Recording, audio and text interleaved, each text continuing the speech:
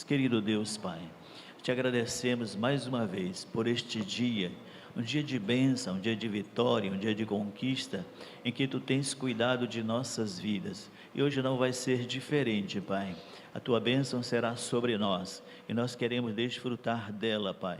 Continua abençoando o Teu povo, a Tua igreja na face desta terra, dando ela vitória. A Tua igreja nasceu para ser vitoriosa. O adversário tem procurado, Senhor, atrapalhar de todas as formas, mas ele não conseguirá, porque Tu estás levantando homens e mulheres determinados, homens e mulheres com força, com vigor, com coragem, ó Deus, para enfrentar as batalhas e ser vitoriosos. Pai bendito, te agradecemos, Pai, nesta manhã. Prepara o nosso coração, nossa mente, dá-nos o entendimento da Tua palavra, e o Teu servo que vai ministrar, continua dando a ele, Senhor, sabedoria, capacidade, ó Deus, para que possa nos trazer de maneira clara e fácil para todos nós entendermos. O mais simples, o mais douto, o mais simples, posso nesta manhã sair entendendo e compreendendo a Tua palavra. É assim que nós oramos a Ti, agradecidos por tudo, em nome de Jesus. Amém. Paz do Senhor, meus irmãos.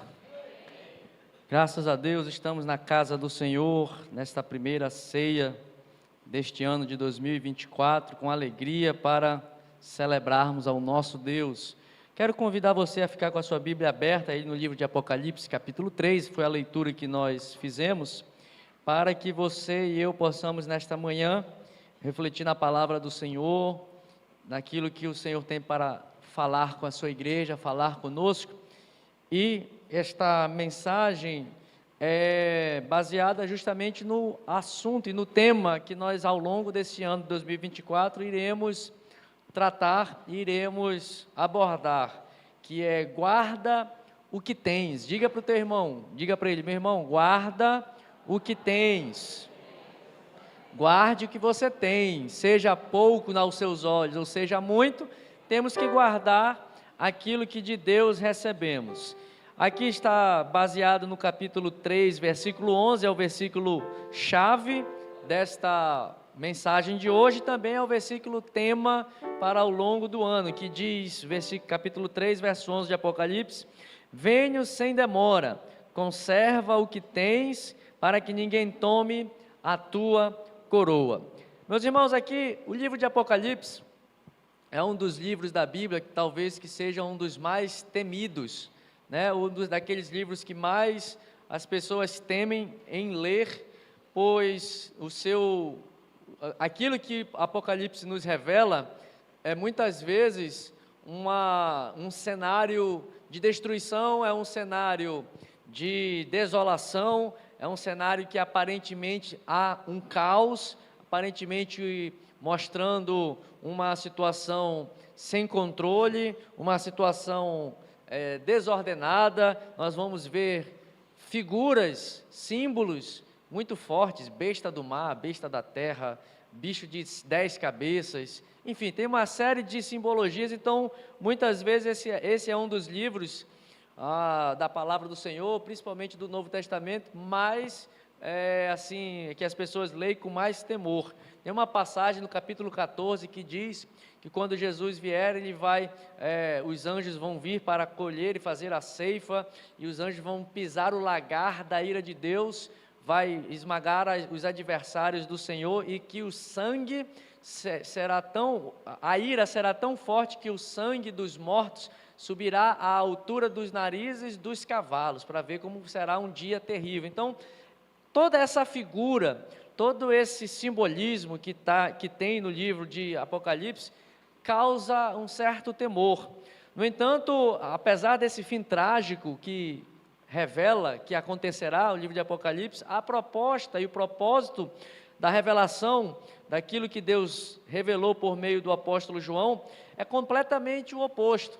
Não é trazer para os cristãos. A proposta do livro não é trazer medo, não é trazer temor, não é trazer pavor, mas ao contrário, é revelar que todas as coisas estão debaixo do controle das mãos de Deus. Nada acontece sem que o Senhor esteja controlando. A história não caminhará em direção a um caos, ao contrário, Apocalipse quer nos revelar, e ele termina a revelação no capítulo 22, mostrando o oposto, mostrando um novo céu, mostrando uma nova terra, mostrando que, ao final de tudo, o Senhor Jesus e a sua igreja que restarão vitoriosos diante de todo o cenário de calamidade, diante de todo o cenário de adversidade. O que Apocalipse nos revela não é apenas a destruição e as coisas como acontecerão no tempo futuro, que o próprio livro diz que está próximo, apesar de ser um tempo no futuro, mas ele diz, perto venho, próximo está para acontecer essas coisas. O que ele nos revela é que, no final das contas, Deus conduzirá tudo para estar no centro da sua vontade. E o propósito dentro dessa revelação é nos levar, enquanto cristãos, a desenvolver uma vida de santidade, uma vida de retidão, fortalecer a nossa fé. Apocalipse foi escrito num contexto daquela igreja, daquela época de forte perseguição de Roma. Então a proposta era mostrar para aquela igreja, o objetivo era que aquela igreja perseguida, maltratada, prisioneira, cristãos que estavam sendo mortos por conta do Império Romano, o objetivo do livro era trazer consolo, para mostrar, igreja, o destino desses que estão fazendo essas coisas vai ser destruição, mas o de vocês, se vocês perseverarem e permanecerem fiéis, o destino da igreja é um destino de glória eterna, juntamente com Cristo, com o Senhor Jesus. Então, a proposta de Apocalipse não é causar medo e temor, mas ao contrário, é produzir em nós uma vida de santidade, produzir em nós consolo, fortalecer a nossa fé e a convicção de que em meio às adversidades, a proposta do livro é nos levar a adorar a Deus em meio a qualquer circunstância. Então essa é a proposta que o Senhor deu a revelação para João. Então não tenhamos medo do que está revelado em Apocalipse. Talvez quem esteja numa vida um pouco fora do plumo, ou fora do esquadro, pode ser que ao ler o livro se atemorize, mas para aqueles que estão sendo salvos, como diz a palavra, é motivo de alegria, de rejubilar, de consolo e de nos advertir quanto à necessidade de santidade, porque também Apocalipse nos mostra que Deus é recompensador, que Deus é galardoador, que Deus retribui aquilo que nós semearmos e plantarmos. Paulo escreve isso aos Gálatas, que nós não devemos zombar de Deus. O que nós semearmos, nós colheremos. Se semearmos na carne, colheremos os frutos da carne. Se semearmos no Espírito, diz o apóstolo, recolheremos e retiraremos o que nós semeamos também do Espírito. Então, Apocalipse tem essa proposta de nos revelar e de nos mostrar este caminho. Então, ao lermos Apocalipse, vamos ler com esta visão.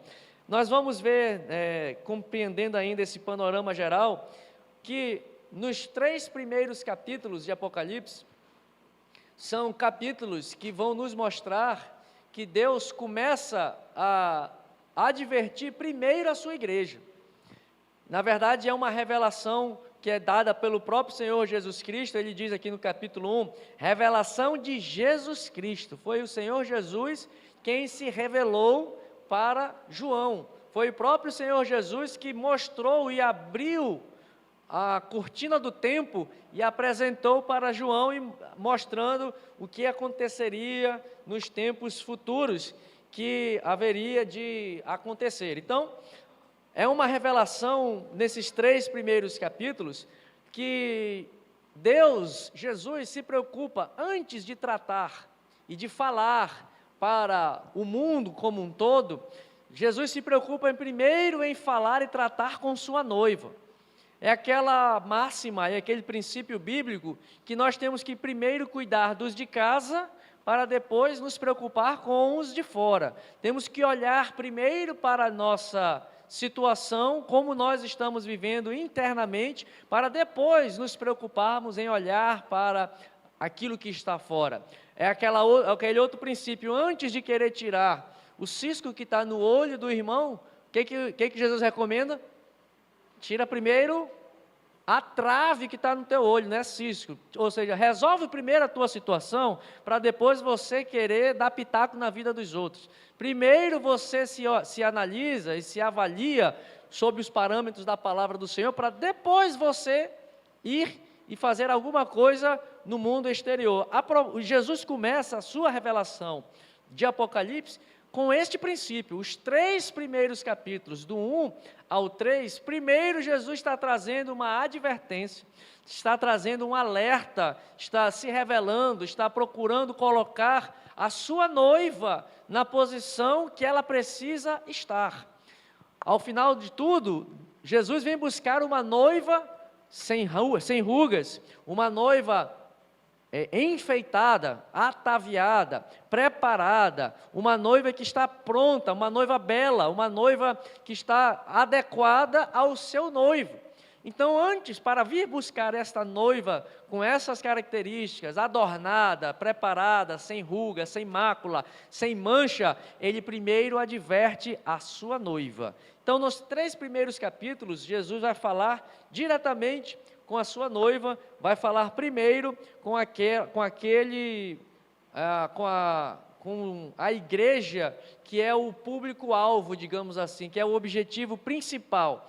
Jesus veio para salvar a humanidade inteira, mas é claro, como a palavra nos diz, João 3,16, para que todo o que nele crê não pereça, mas nem todos crerão em Jesus, nem todos aceitarão o seu sacrifício como redenção. Então ele trata inicialmente com aqueles que creram, e nós temos sido, ou pelo menos temos dito, que somos daqueles que creram que Jesus é o meu noivo. Amém ou não amém? Você já creu nisso?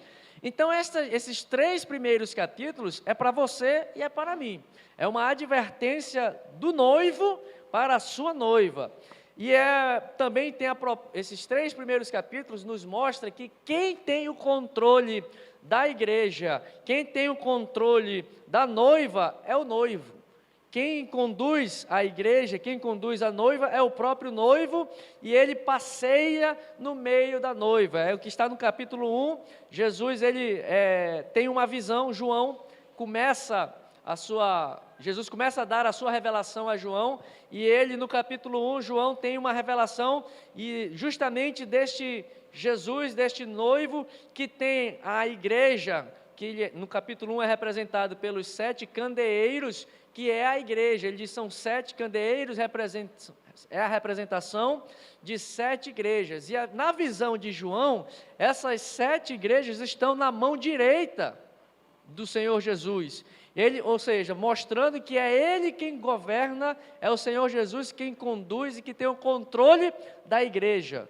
Se Ele não tiver o controle sobre a minha vida, duvide se eu sou igreja. Se o Senhor Jesus se você não estiver nas mãos de Jesus, sob o domínio e controle dele, duvide se você é a igreja. Porque na visão de João, os 7 candeeiros, a igreja está na sua mão direita, e ele passeia no meio da igreja. A visão que João tem é Jesus passeando no meio desses 7 candeeiros, e a visão que João tem é uma visão gloriosa, e ao se deparar com essa visão, João contempla Jesus glorioso, Jesus glorificado, ele tem uma visão de Jesus majestosa, e João ouve uma mensagem, ele vê uma imagem e tem uma revelação visual de Jesus, e João toma uma atitude diante desta revelação. Então nós vamos ver que no capítulo 1, antes de qualquer coisa, Jesus se apresenta, e a sua carta de visita, como Jesus se revela, como Jesus se apresenta, é uma visão gloriosa de si mesmo, para que a igreja contemple a glória, a beleza, a luz, a majestade, o resplendor. Cantamos aqui no início do culto sobre o resplendor da glória, né? Se isso não for amor, João tem essa visão desse esplendor, dessa glória de Jesus, e nós precisamos, irmãos, na nossa caminhada também ter constantemente essa visão de um Jesus glorificado. Às vezes, por conta das dificuldades, por conta das tribulações, por conta das lutas, nós passamos, parece que Jesus não tem poder, parece que Jesus não tem força, perdemos a perspectiva de um Jesus glorioso, perdemos a perspectiva de um Jesus poderoso, e a primeira coisa que Jesus se apresenta diante de João, antes de qualquer coisa, é mostrar a sua glória, mostrar o seu poder, mostrar a sua majestade, mostrar a sua luz, para que a igreja não se esqueça de quem é o seu noivo, para que a igreja não se esqueça a natureza do seu noivo, que o noivo que virá buscar é um noivo majestoso, glorioso, cheio de luz, cheio de glória. Portanto, a igreja precisa ser majestosa, cheia de luz, poderosa, gloriosa, resplandecente também. Irmãos, imagine só, ontem fizemos um casamento aqui, o noivo estava bem vestido. Vamos supor que a noiva entrasse com uma roupa de chinelinho, de um vestido mais ou menos assim, ia ficar estranho, né? Um noivo todo becado, um noivo todo palitosado, todo arrumado, aí entra uma noiva de chinela, de bermuda, camiseta regata, para encontrar com seu noivo. É compatível um noivo glorioso e majestoso se encontrar com uma noiva relapsa? Não, né? Se o noivo olhasse, ixi, essa aí, manda embora, está desquitada, já não vou casar contigo. É essa revelação que Jesus se apresenta, ele mostra-se, olha, eu sou assim, reluzente, glorioso, majestoso, e o que João viu, olha a descrição que João vê, que João tem de Jesus, isso tudo está no capítulo 1, Jesus se apresenta para João, e ele diz para João, ele se apresenta e João descreve Jesus, capítulo 1, versículo 13, ele vê Jesus com umas vestes talares, ou umas vestes alinhada, ele está revestido com um cinto de ouro, essa é a vestimenta de Jesus. João depois vê Jesus e o descreve como aquele que tem cabelos brancos como a lã, alvos como a neve. Depois ele continua descrevendo Jesus e ele descreve os olhos de Jesus, lá em Apocalipse 1,13. Os olhos de Jesus são olhos como de fogo. Depois ele descreve os pés de Jesus no verso 15. Seus pés são como de bronze, reluzente, brilhante. Ele descreve depois a voz de Jesus. A voz do noivo é como a voz de muitas águas, Apocalipse 1,15. Depois ele descreve que a noiva está em as suas mãos direitas, mostrando que o noivo controla e governa a sua noiva. Depois ele descreve que da boca de Jesus sai uma palavra como uma espada afiada de 2 gumes, versículo 16. E no versículo 16, no final do versículo, ele descreve que o rosto de Jesus brilha como o sol na sua força, ou seja, o rosto de Jesus brilha de uma forma tal, assim como, claro que brilha muito mais do que a luz do sol, mas a figura que o João descreve é o sol ao meio-dia, o sol a pino, no alto do seu brilho, no alto da sua força, um sol que você não consegue olhar nem de relance, porque a sua luz é tão forte. João dá essa descrição deste Jesus majestoso, deste Jesus glorioso, deste Jesus incandescente, poderoso. Ele nos revela um Jesus com essa descrição completamente gloriosa. E aí nós olhamos para Jesus, como nós podemos fazer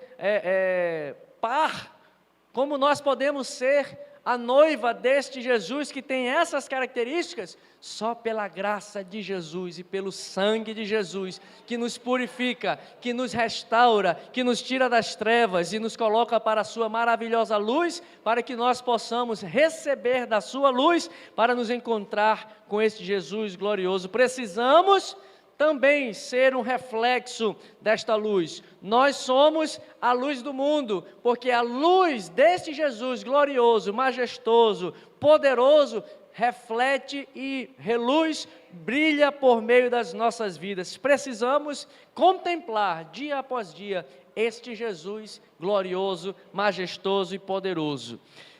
João, depois de ver e descrever essas características de Jesus, João escuta e recebe uma ordem. João, Ele ouve uma voz poderosa que diz: João, escreve e fala com as 7 igrejas. Veja que Jesus se apresenta para dar o paradigma, o padrão da sua noiva. O noivo tem essas descrições: brilhoso, majestoso, vestes adequadas, poderoso, para mostrar: a minha noiva tem que se apresentar diante de mim da mesma maneira, pura, majestosa, gloriosa, reluzente. E para que essa noiva se apresente desta maneira, Jesus fala para João, e ele ouve uma voz como uma voz de trombeta, e diz para João: instrui e escreve 7 cartas às 7 igrejas. E são as igrejas de Éfeso, Esmirna, Pérgamo, Tiatira, Sardes, Filadélfia e Laodiceia. Todas essas 7 igrejas são a noiva, figurativamente, irmãos, claro, aqui é uma figura representando toda a igreja universal, não aquela, a igreja mundial, não aquela também, a igreja, o corpo místico de Cristo, o corpo espiritual de Cristo, a igreja de Cristo. Aqui, essas 7 igrejas são uma representação deste corpo místico de Cristo. E há uma distinção aqui, meus irmãos, porque nem todos, e eu vou dizer uma coisa pesada aqui, nem todos, envolvendo a nós, os que estamos aqui presentes, nem todos nós que estamos na igreja somos igreja. Diga para o seu irmão: nem todos os que estão na igreja são igreja. Isso é pesado, irmão. Isso é duro. Nem todos os que estão na igreja são igreja. Nem todos aqueles que se acham que são igreja, no final das contas, serão igreja. Olha o que Jesus disse lá no final do seu sermão apocalíptico, lá de Mateus 24, 25, quando ele termina e diz: olha, naquele dia muitos vão dizer: em teu nome eu preguei, em teu nome eu expulsei demônios, em teu nome eu curei.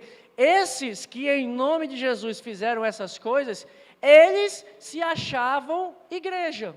Mas o que Jesus falou para ele? Vocês não são minha igreja, porque eu não te conheço. Então, olha só, nem todos os que estão na igreja são igreja. Primeira verdade que a palavra nos revela. Segunda verdade, nem todos aqueles que se acham que são igreja, são igreja.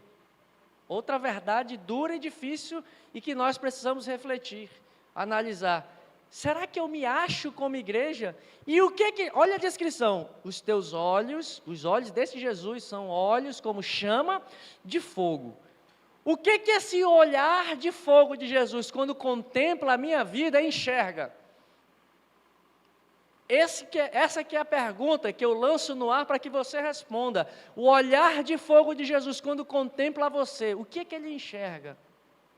Então João vê esse Jesus e recebe um comando e uma ordem: escreve 7 cartas para as 7 igrejas, para que elas sejam advertidas, porque achando-se igreja, pode ser que lá no meio não exista igreja. E ao final das contas tem um refrão, que para quase todas as 7 igrejas diz assim: ao que vencer, receberá uma promessa. Ao que vencer, receberá isso. Ao que vencer, receberá aquilo. Ao que vencer, a igreja de Filadélfia, que é a igreja que nós estamos abordando hoje, ao que vencer da igreja de Filadélfia, dar-te-ei a capacidade de ser coluna no santuário do meu Deus. Mas veja só, não é quem está na igreja, não é para aqueles que se acham que são igreja, é para aquele que vencer.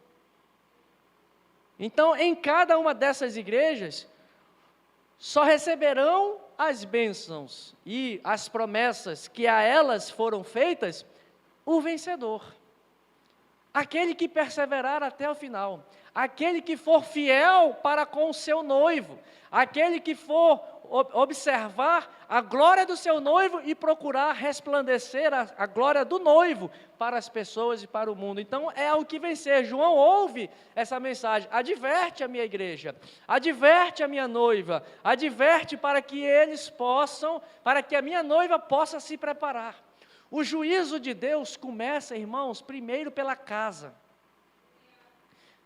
O livro de Apocalipse também começa assim. O apóstolo João, o apóstolo Pedro, na primeira carta, capítulo 4, verso 17, diz que o julgamento de Deus começa primeiro pela casa do Senhor. Ele começa primeiro a trazer juízo sobre a noiva. Por isso ele adverte primeiro a noiva. Por isso ele começa: noiva, prepara-te, se organize, olhe como você está se comportando, porque primeiro o julgamento, antes de vir para os ímpios, virá sobre a noiva.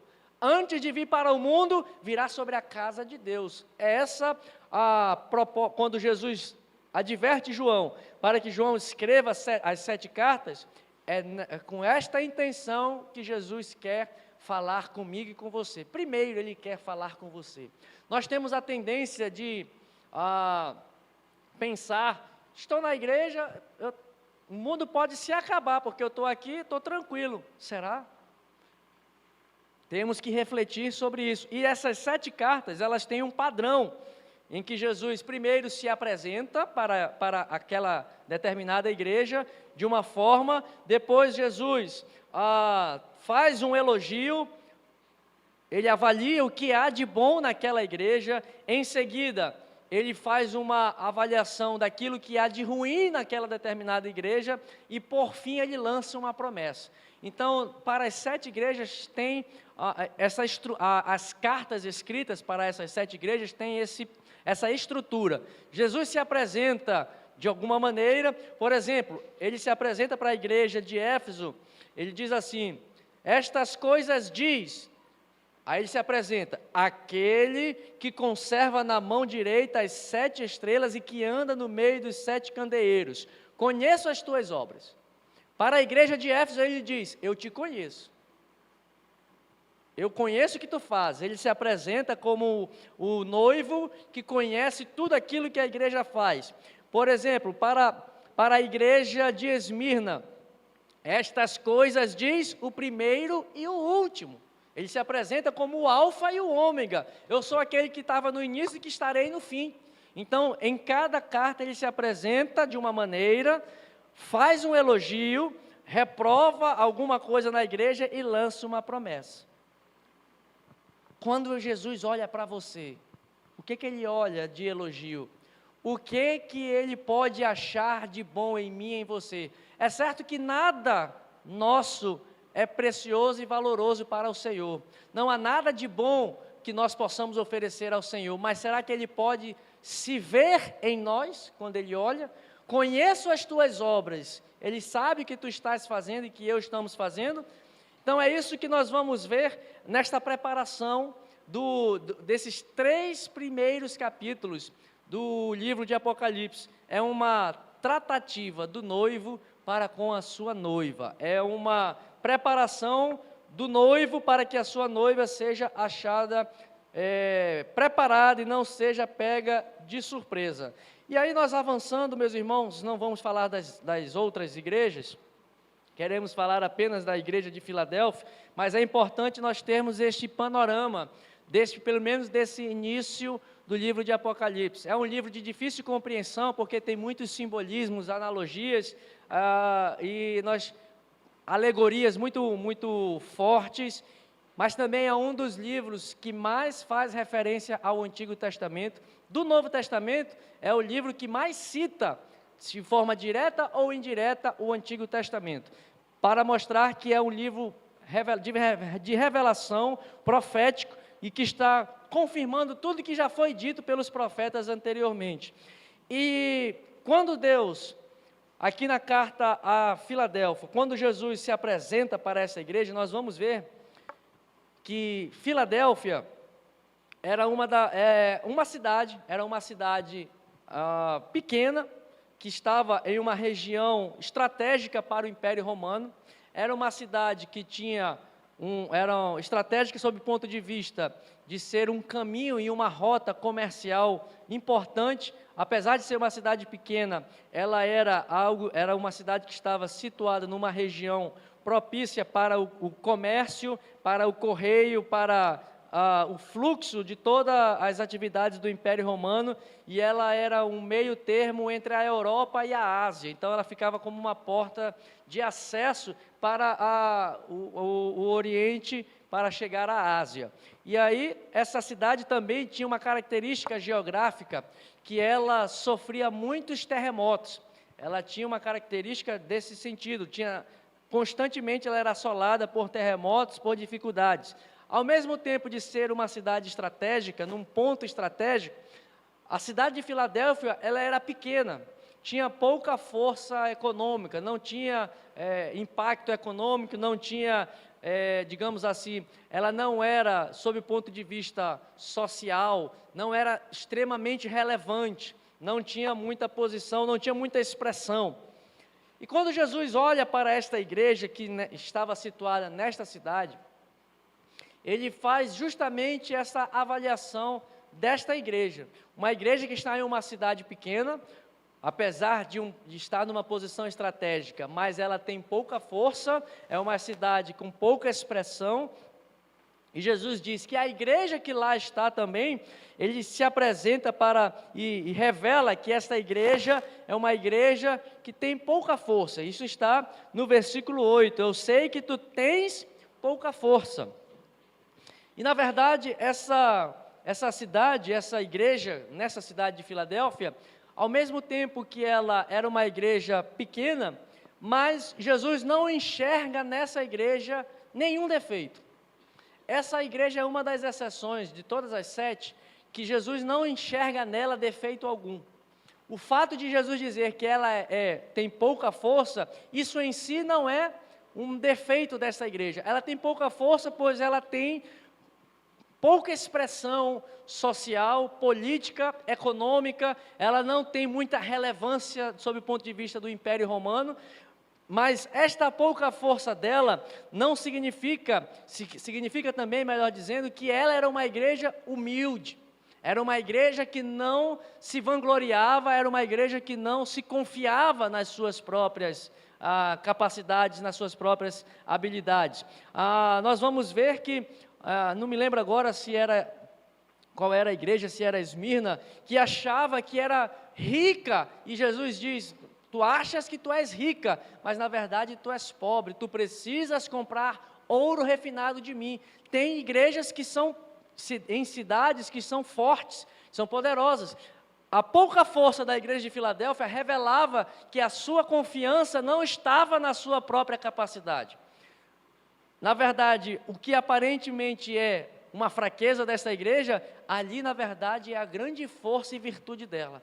O fato de reconhecer que é uma igreja pequena, que é uma igreja que não tem força em si mesma e que ela confia, na verdade, no Deus e no noivo que está passeando no meio dela. Esta é uma igreja que Jesus diz: tu tens pouca força, mas, porém, contudo, tu guardas a palavra do meu testemunho, tu não negaste o meu nome. Ela é uma igreja fraca, com pouca expressão, mas ela é uma igreja fiel. É uma igreja que, diante da tribulação e da perseguição, ela não negou o nome de Deus, ela guarda a palavra do Senhor, ela permanece fiel diante das dificuldades, porque ela tem, já que ela é fraca por si mesma, ela utiliza-se como fundamento e alicerce para se manter e se sustentar a palavra do testemunho, a palavra de Deus, e é o que justamente o versículo 8 diz: tu guardaste a minha palavra e não negaste o meu nome. Essa é a identidade dessa igreja de Filadélfia. É uma igreja que não se deixa levar pelos falsos ensinos dos falsos mestres, ela não se deixa, como diz aqui, enganar pelos que são da sinagoga de Satanás, que se dizem judeus, mas não são judeus de verdade. Olha o que eu falei no início. Tem gente que está na igreja, mas não é igreja. Segunda verdade, tem gente que se acha que é igreja, mas não é igreja. Não é isso? Não foram essas duas verdades? Olha o que Jesus diz aqui para essa igreja de Filadélfia, versículo 9. Eis que farei que alguns dos que são da sinagoga de Satanás desses que a si mesmos se declaram judeus e não são. Esse é o segundo grupo. Aqueles que se acham igreja, que pensam que são integrantes do corpo de Cristo, que pensam que são membros do corpo de Cristo, mas não são. Jesus diz aqui que esses, na verdade, são da sinagoga de Satanás. Aqueles que se acham igreja, aqueles que se acham salvos, mas não são. Irmãos, isso é muito pesado. Isso é muito... Nós temos que refletir muito e levar a nossa vida com Deus. Irmãos, então, como estávamos falando, essa igreja, ela é fiel, guarda a palavra do Senhor, tem pouca força, guarda o testemunho da palavra, ela não nega o nome do Senhor, e ela, ao ser confrontada pelos aqueles que se dizem servos de Deus, que é versículo 9, aqueles que são da sinagoga de Satanás, que se acham cristãos, que se acham salvos, que se acham judeus, mas na verdade não são. Olha o que Jesus diz: eis que eu farei vir e prostrar-se aos teus pés e conhecer que eu te amei. O resultado de uma igreja que tem pouca força em si mesma, porque a sua força não está em si. A força desta igreja está em confiar na palavra do Senhor. A força dessa igreja está em declarar o nome de Jesus e não negar o seu nome. A força dessa igreja é resistir àqueles falsos mestres que são da sinagoga de Satanás. O resultado do que o Senhor Jesus fala para esta igreja é: eu vou mostrar para eles, vou revelar aquilo que a palavra de Deus nos diz: aquele que se humilhar debaixo da potente mão do Senhor, ao seu tempo, Ele vos exaltará. Jesus está falando isso para essa igreja no verso 9. Os da sinagoga de Satanás se acham mais importantes, melhores, mais fortes, mais poderosos, mais ricos, mais importantes no reino. Eu vou mostrar para eles que estão enganados, que são falsos mestres, na verdade, falsos profetas. Eu vou fazer com que eles se humilhem e reconheçam que tu és importante para mim e que eu te amei em qualquer circunstância. Meu irmão, o que nós precisamos fazer é nos submeter, é nos humilhar, é nos prostrar diante do Senhor Jesus, diante daquele que é o único Senhor das nossas vidas. O elogio para esta igreja de Filadélfia era que era uma igreja fiel. Poderá o Filho do Homem, quando voltar à terra, por um acaso e porventura achará fé na terra? A palavra de Deus nos revela isso lá em Lucas. Jesus diz: por um acaso achará fé na terra quando o Filho do Homem voltar? Pergunta do teu irmão: como está a sua fé em Cristo Jesus? Como está a sua confiança em Cristo Jesus? Irmão, e fé? Quando eu digo fé, quando Jesus diz que essa é uma igreja fiel, fé não é um pensamento de acreditar em algo. A fé bíblica não é acreditar em alguma coisa. A fé da Bíblia, ela tem que ser entendida como aquilo que eu acredito com a minha mente e que se reflete na minha atitude, e que se reflete na minha ação, que se reflete no modo de ver. Quando eu pergunto e falo para você perguntar do seu irmão, como é que está a sua fé? O que eu quero dizer para você é o seguinte: aquilo que você acredita, como está na sua prática de vida? É isso que quando nós perguntamos como está a tua fé, é isso que quero dizer. Você acredita que Deus é um? Muito bem. Demônio e Satanás também acreditam. Você acredita que Deus é o Todo-Poderoso? Muito bem. O demônio e o diabo também acreditam. Isso está lá em 1 Pedro, ele fala isso. Aliás, Tiago: fazes bem em acreditar que Deus é isso, que Deus é um, que Deus é o Todo-Poderoso. Mas em acreditar e saber disso e fazer disso uma prática de vida, é que está a diferença entre aqueles que são igreja e entre aqueles que não são igreja. Porque Satanás crê nisso, os demônios creem nisso, conhecem, sabem o poder de Deus, mas a prática de vida deles é completamente diferente daquilo que eles acreditam. Então, quando Deus fala para essa igreja de Filadélfia: eu sei que tu és uma igreja fiel. Jesus está dizendo: tu és uma igreja que vive, que está alicerçado na palavra, e que esta palavra se reflete na sua forma de viver, se reflete no seu dia a dia. Quando ele diz: sei que tu guardas a minha palavra, quando essa expressão guardar a palavra é a mesma que o salmista utilizou: guardei a tua palavra no meu armário. A minha Bíblia está lá guardada, aberta no Salmo 91, na minha sala, cheia de poeira, as folhas estão amarelas. Ou no Salmo 23, guardar a palavra no armário, guardar a palavra numa estante de biblioteca, não vai fazer diferença nenhuma. A Bíblia, neste lugar, não faz impacto na nossa vida. Por isso que o salmista diz: guardei a tua palavra no meu coração. Para quê, irmão, que ele guardou no coração? Para não pecar contra ti, porque é isso que essa igreja fazia. Ela tinha pouca força, o que ela fazia? Guardava a palavra. Para não ser tentada a negar o nome de Jesus. Se me negares diante dos homens, também eu, diante do Pai, vos negarei, disse o Senhor Jesus. A força desta igreja, na verdade, era a sua fraqueza. Reconhecer que era fraca, reconhecer que tinha pouca força e que não precisava de nada de si mesma, mas tudo que ela precisa está na palavra, está em Cristo, está em Jesus. Essa igreja, irmãos, é que nós precisamos ser. Aqui aplico tanto do ponto de vista institucional, quanto do ponto de vista individual. Quanto instituição, Assembleia de Deus do Brasil, precisamos ser uma igreja fiel à palavra do Senhor. Precisamos ser uma igreja que guarda a palavra, que tem apreço pela palavra. E quando eu falar, todas as vezes que eu falar guardar a palavra, entenda isso como algo que você traz para o seu coração e pratica. Nós temos que ser, como instituição, uma igreja fiel às Escrituras.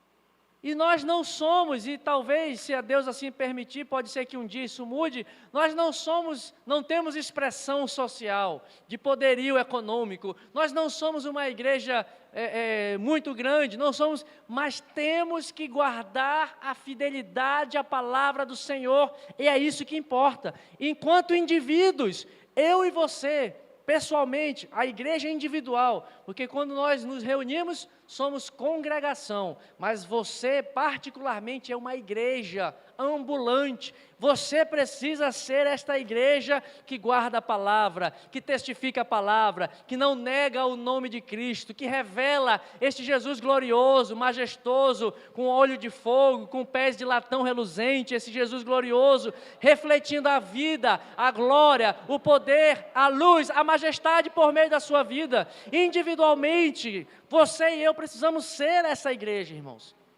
Precisamos ser essa igreja que reflete e que mostra este Jesus glorioso e majestoso. Por mais que Filadélfia seja uma igrejinha pequena, em um lugar escondido, em um lugar sem expressão, em um lugar sem tanta importância, essas limitações, portanto, não são impedimentos para que Cristo use esta igreja. Olha o que ele diz aqui ainda no versículo 8.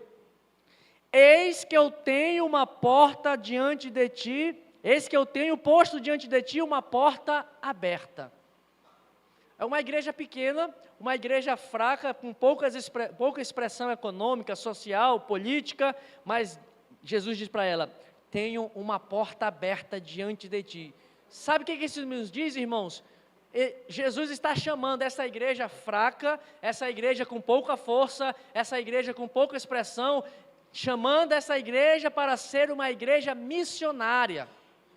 Tem uma porta aberta para você, não importa se você é pequena, não importa se você é uma igrejinha, não importa se você está em um lugar escondido, não importa, eu tenho uma porta aberta de missões, de evangelismo, de levar, de revelar este Jesus glorioso que está andando e passeando no meio de vocês. As nossas limitações naturais, seculares, não são impedimentos para o agir de Deus na nossa vida. A nossa limitação, na verdade, é um terreno fértil para que haja uma ação sobrenatural de Deus por nosso intermédio. O salmista no Salmo 126 diz: quando o Senhor mudou a nossa sorte, nós ficamos como aqueles que sonham.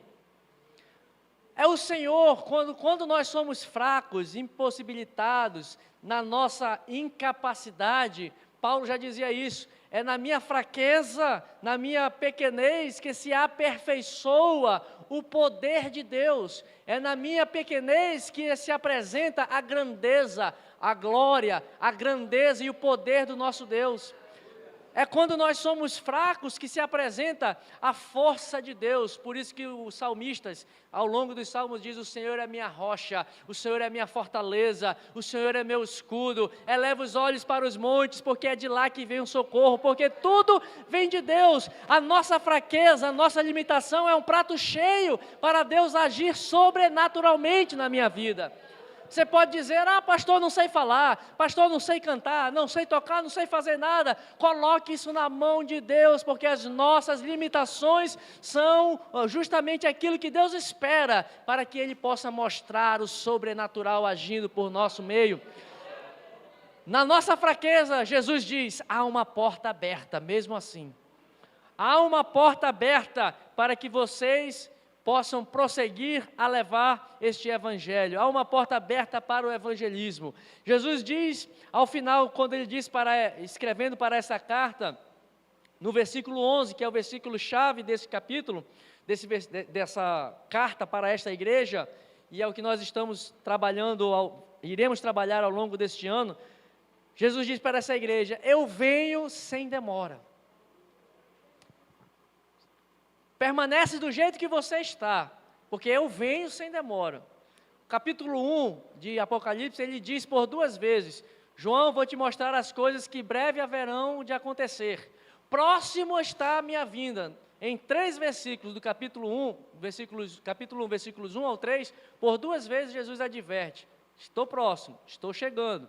O tempo está findando, para mostrar a urgência da necessidade de nós, enquanto igreja, estarmos alertas, conscientes de quem é o nosso noivo e de que Ele está às portas. Ele está para voltar, Ele está perto, Ele está próximo, é a sua vinda, irmãos. E eu me aproprio do que, acho que se não me engano foi Paulo quem declarou: a nossa redenção hoje está muito mais próxima, muito mais perto do que quando nós cremos lá atrás. E eu posso dizer hoje, se Jesus disse aqui nesta época: venho sem demora, hoje mais ainda Ele está nos dizendo que venho sem demora. E Ele faz essa recomendação, por ser próxima à sua vinda, por ser próxima à sua chegada, Ele diz: conserve aquilo que tem. E é o versículo 11, conserva o que tens. Diga para o teu irmão: conserva o que tens, meu irmão. Aí pergunta dele assim: o que é que você tem?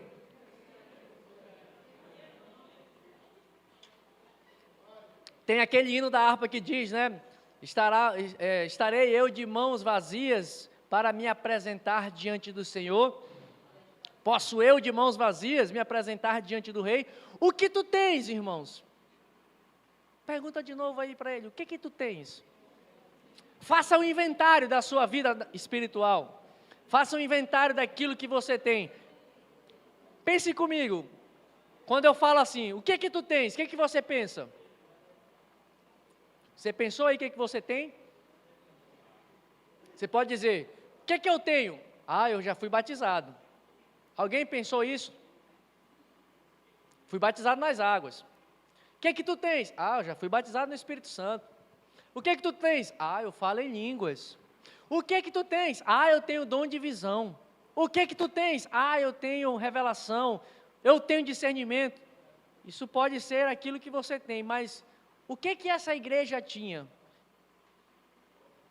Nada disso foi colocado no inventário da igreja de Filadélfia.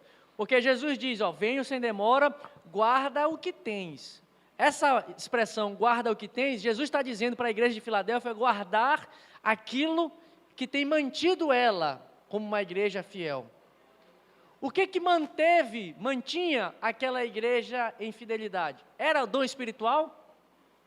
Na descrição que fizemos da igreja de Filadélfia, ela era uma igreja cheia de dons?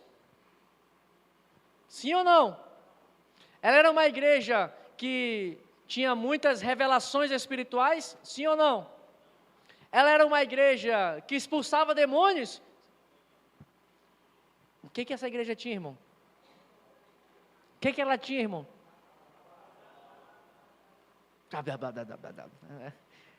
O que ela tinha, meus irmãos? Fale alto. Guardava a palavra e não negava o nome. Aí agora que você já sabe a resposta, pergunta de novo. O que tu tens, irmão? Estás guardando a palavra? E entenda guardar a palavra, não é deixar guardar a palavra no armário, chegar lá em casa, guardou no armário. Eu tenho minha Bíblia, tenho até minha Bíblia do Jubileu, tenho até 2, 3 do Jubileu lá guardada. Tenho Bíblia do pregador pentecostal, tenho a Bíblia da mulher, eu tenho tudo guardado lá. Vai servir de alguma coisa? Irmão, a advertência de Jesus, a recomendação, não era advertência, aqui no versículo 11 é uma recomendação, porque essa igreja já era uma igreja saudável, já era uma igreja, como eu falei, não tinha nada de ruim contra ela. Então Jesus só dá uma recomendação: venham sem demora e permanece do jeito que você está aí, guardando a palavra, não negando o meu nome. O que ela tinha? Pouca força, mas ela guardava a palavra, era fiel à palavra, ela era perseverante na palavra, ela guardava o nome de Deus, ela caminhava em santidade, e o versículo 9, ela era amada por Jesus. O noivo ama essa noiva que guarda a sua palavra. O noivo ama de paixão, de dar a sua vida por uma noiva que guarda o seu testemunho, que não nega o seu nome, que guarda a sua palavra, que vive pela sua palavra, que é obediente à sua palavra, que guarda a santidade por conta da palavra do Senhor que está no coração. Guarda o que tens, irmãos.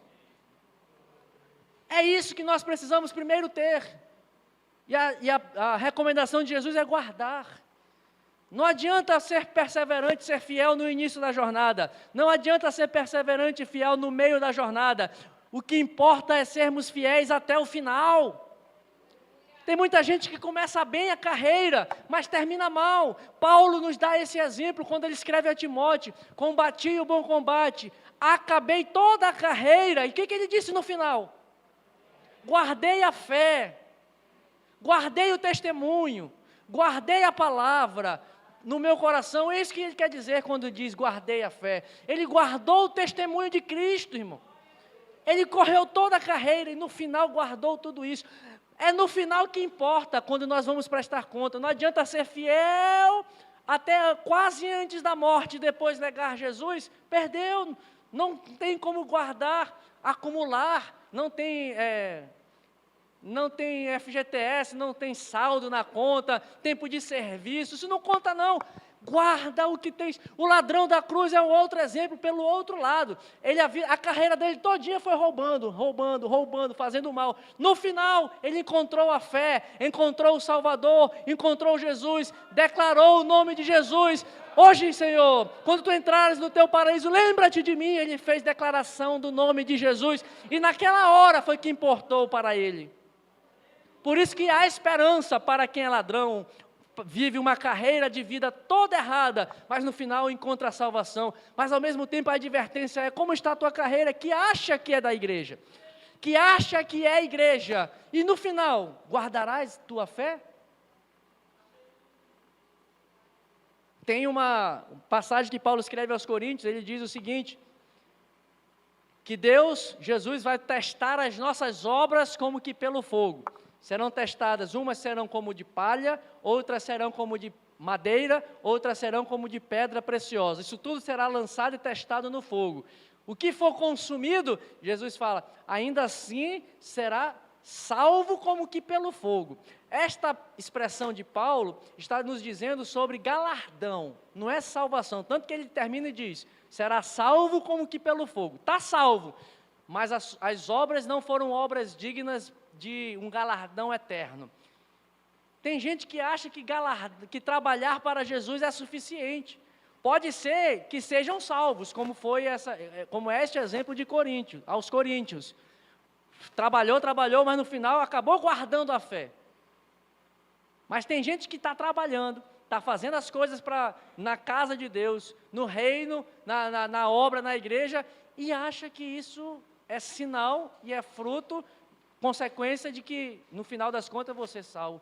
Temos que guardar o que verdadeiramente importa, meus irmãos. Nesta manhã, nós precisamos ser esta igreja que persevera, que é fiel, uma igreja que é missionária, que tem uma porta aberta para levar o evangelho, tem uma porta aberta para anunciar este evangelho de salvação. E a promessa para essa igreja, olha só, mesmo na igreja de Filadélfia, versículo 12, ele termina a carta a Filadélfia, a igreja de Filadélfia, e diz: ao vencedor, mesmo na igreja de Filadélfia, que é uma igreja boa, que é uma igreja fiel, uma igreja que conserva a palavra do Senhor, mesmo nessa igreja, haverá alguns que não vencerão, que não serão vencedores. No final das contas, o que importa é nós sermos vencedores até o final. Provérbios nos diz que melhor é o fim do que o começo. Precisamos refletir como está sendo o fim da nossa jornada. Aí você pode dizer: mas eu sou muito jovem, pastor, sou muito novo. Não importa. Todo dia você tem que considerar como se fosse o fim da sua jornada. E se Cristo te levar hoje, se nós morrermos hoje com 15, 20, 10, 12 anos de idade, 50, 60, 70 anos de idade,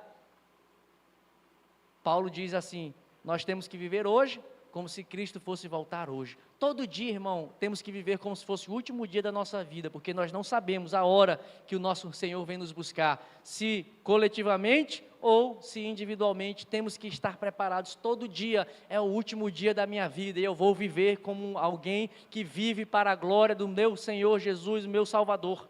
Eu vou viver para a glória e para a honra do meu noivo. Eu vou viver para a honra e para a glória daquele que me resgatou das trevas para a sua maravilhosa luz. Eu vou viver para a honra e para a glória do meu Redentor, porque eu sei que Ele vive. E porque Ele vive, posso crer no amanhã, né?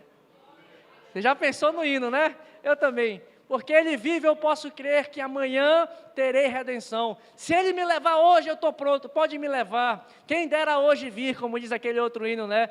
Quem dera hoje vir, Senhor Jesus, quem dera fosse hoje, mas se não for hoje, hoje eu estou preparado, hoje eu estou pronto, hoje eu estou guardando a palavra, hoje eu estou revelando o Teu nome, hoje eu estou dando testemunho desse Jesus. E a promessa para esta igreja é: lembra que é uma igreja fraca, é uma igreja de pouca expressão econômica, social, financeira, política. É uma igreja em uma cidade pequena, uma cidade que não tem muita relevância sob o contexto do Império Romano. Mas olha a promessa para essa igreja que está no verso 12: ao vencedor faloei coluna no santuário do meu Deus, e daí jamais sairá. Só missionária deu um aleluia, glória a Deus. Meu irmão, que promessa. Aqueles que são pequeninos, incapazes, pequenos, sem relevância, ele está dizendo, mas guardaram a palavra, mas revelaram o nome de Deus, não negaram o nome de Jesus. Ele está dizendo: essas pessoas que são desprezadas, esquecidas, farei deles coluna, não num santuário terrenal, coluna no santuário do meu Deus, santuário eterno de Deus. Daniel, no capítulo 12, ele diz: aqueles que conduzirem muitos à justiça brilharão sempre e eternamente como a luz das estrelas. É coluna no santuário do nosso Deus. Aquela igreja fraca, pequena, sem expressão, olha o que ele diz: gravarei também sobre ele, sobre este que vencer, o nome do meu Deus. É uma cidade pequena e eu gravarei o nome da cidade do meu Deus nela, a Nova Jerusalém. A cidade mais importante do universo, meus irmãos. A cidade mais importante na eternidade, a Nova Jerusalém. Ele está dizendo, essa igreja pequena, sem expressão, nela eu gravarei o nome da cidade eterna no meu Deus. Nesses vencedores, a esses que vencerem. E ele diz que gravará aos que vencerem, ele gravará o nome dele, de Jesus, gravará também nessas pessoas que vencerem. Quem tem ouvidos, ouça o que o Espírito diz às igrejas. Como é que tem sido a sua vida, meu irmão? Para nós terminarmos e caminharmos para a nossa ceia. Se tivermos caminhando como crentes infiéis à palavra, precisamos voltar às Escrituras.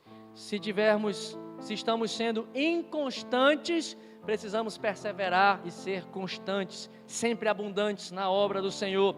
Se temos nos envergonhado de declarar e anunciar o nome de Deus, precisamos pedir força do Espírito Santo para que possamos ser testemunhas de Jesus. E recebereis poder do alto e serão minhas testemunhas. O poder do Espírito nos dá a capacidade de testemunhar e de testificar da glória do Senhor Jesus. O que tu tens nesta manhã para o teu Senhor? O que tu tens nesta manhã para entregar nas mãos do teu noivo? Quando o teu noivo te enxerga, o que ele vê?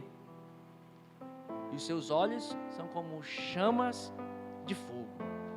Ele vê pureza, ele vê santidade, ele vê uma real intenção de se colocar na posição de noiva. Lá em Marcos capítulo 9, aquele pai daquele menino endemoniado, que desde a sua infância, diz a passagem lá, aquela criança era jogada no fogo, ela era jogada na água, desde a sua pequena idade, desde a sua pequena infância. Aquele pai estava diante dos discípulos, os discípulos não conseguiram expulsar o demônio daquela criança.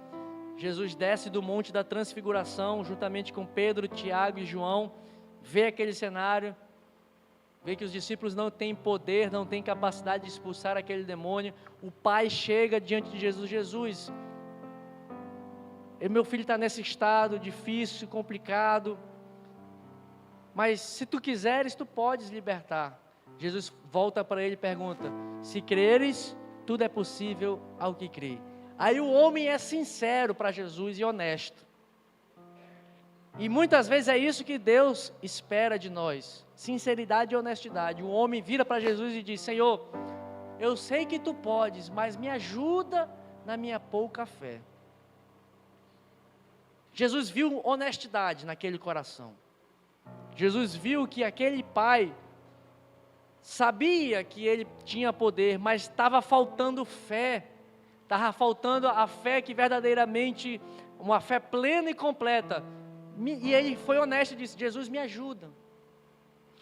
A nossa caminhada com o Senhor tem que ser honesta, sincera, porque Ele é o Deus que vê todas as coisas. Não adianta vivermos uma vida de aparência diante dos homens e estar por trás em nosso coração raiva, rancor, ódio, falta de perdão, amargura, tristeza, hipocrisia.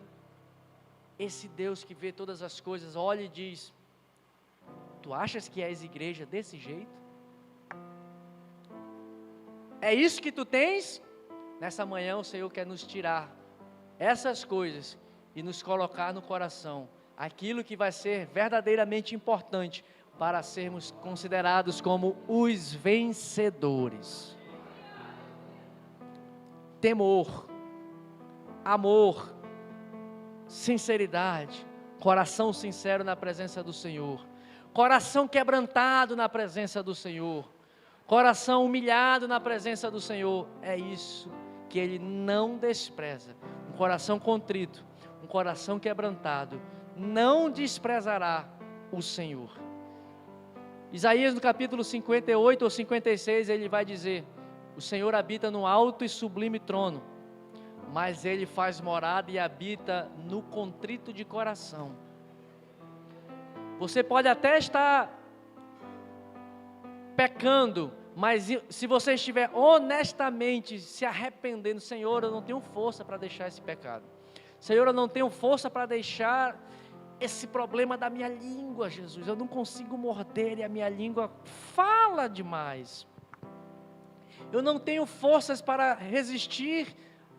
Dá o nome aí ao que você não tem força. É isso que Jesus quer. Oh, meu filho, podem ter certeza, esse que anda nos caminhos do Senhor desta maneira, com o coração desnudo, com o coração aberto, quebrantado, este é a igreja. Olha a parábola do publicano e do fariseu. Senhor, eu sempre tive na tua casa, sempre fui dizimista, sempre fui ofertante. Eu te agradeço, ó Deus, porque eu não sou como esses publicanos que andam em pecado. Aí vem um publicano, pecador, miserável, diz: ô Senhor, tem misericórdia de mim, eu sou pecador, eu sou miserável. Jesus pergunta: quem foi que voltou justificado? O outro, o fariseu lá que se apresentou, ou o publicano pecador que reconhecia o seu estado de miserabilidade? Quem era a igreja? Quem é a igreja nessa parábola que Jesus conta? Quem é a igreja? Mas o outro acha que é a igreja. Acha que tem o que é suficiente para ser um vencedor. Mas quem é o verdadeiro vencedor? O publicano. Se Jesus voltasse ali, se acabasse naquela hora, o publicano estava salvo. E o fariseu lá: apartai-vos de mim, porque eu não vos conheço. Sabe, a vida com Deus é séria, irmãos. E tem muitos obreiros que se valem da posição de obreiros como se isso fosse sinal de ser igreja. Eu tenho a minha carteirinha de membro de pastor, mas não vai ser essa a minha credencial para entrar no céu, não. Eu não vou: tá aqui, eu sou obreiro lá, pastor da Igreja Assembleia de Deus do Brasil, deixa eu entrar aí. Tu guardaste a palavra do meu testemunho? Tu declaraste o nome de Deus diante dos homens? Essa palavra é para nos despertar, para que nós façamos uma reflexão ao longo deste dia, para que o Senhor possa achar em nós sinceridade, verdade, pureza, honestidade, para nos apresentar diante dEle em retidão. Guarda o que tem, meu irmão. Guarde a palavra, guarde o testemunho, guarde a fé, não esmoreça, guarda a tua coroa, guarda o teu galardão, guarda aquilo que o Senhor te entregou, persevera, permanece firme. Fique de pé, quero te convidar a ficar de pé. Quero já convidar aqui os pastores também para, em seguida, nós cantarmos os hinos da ceia. Trago aqui para mim a harpa também, que não está aqui no púlpito, por favor, aquela vermelhinha. Jean, pega aquela harpa lá, ou Isaías, não sei, vê aí, aquela harpa vermelhinha para vir para cá.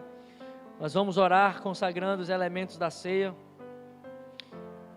Tem alguém nessa manhã que quer fazer um concerto com o Senhor nessa manhã, diante desta palavra, desta necessidade de concerto? Eu quero, antes de nós vamos fazer essa oração, e aí em seguida eu quero também mostrar aqui o nosso irmão Gabriel, que está ali, que vai participar da ceia conosco.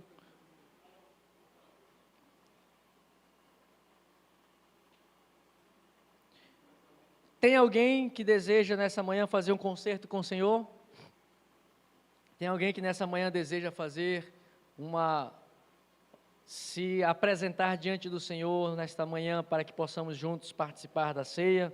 E em seguida estaremos também apresentando o nosso irmão Gabriel, que está lá em Lages, em Santa Catarina, que está iniciando. Tem uma porta aberta lá em Lages também. Cadê? Fechou tudo aí?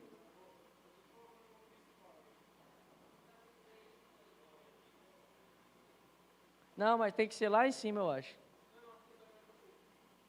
Então, tem uma porta aberta do Evangelho lá em Lages, município de Lages, Santa Catarina, que é o nosso irmão Gabriel, que está participando estará participando de forma virtual aqui conosco, participando da ceia do Senhor. A irmã Francisca está aqui na frente. Quero convidar aqui o pastor Sebastião para fazer esta oração, também pela consagração dos elementos da ceia do Senhor, e estaremos em seguida participando todos nós juntos, orando também aqui pela irmã Francisca, que o Senhor possa abençoá-la e aplicando essa palavra aos nossos corações.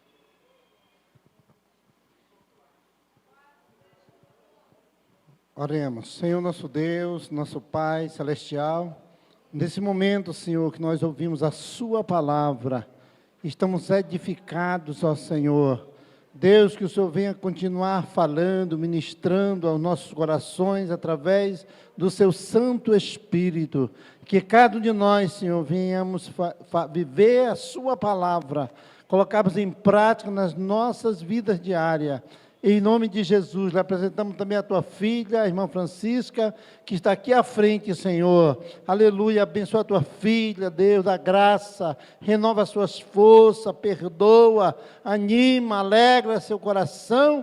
Aleluia, nesta manhã. Também nós oramos ao Pai por nós, pela sua igreja, nesta manhã, que o Senhor tenha misericórdia de nós e que nós possamos, Senhor, participarmos da ceia do Senhor, perdoados, justificados, e possamos, ao Senhor, sermos abençoados com essa ceia, Senhor, em nome de Jesus Cristo de Nazaré. Nós oramos também consagrando, ó Pai, o pão e o vinho, que até então era um pão e vinho natural. Pedimos que o Senhor esteja consagrando nesta manhã, para que eles possam representar o seu corpo e o seu sangue, e ao tomarmos dele todos, ó Pai, sejamos edificados, sejamos, Senhor, curados e abençoados. Assim nós oramos e consagramos em nome de Jesus. Amém.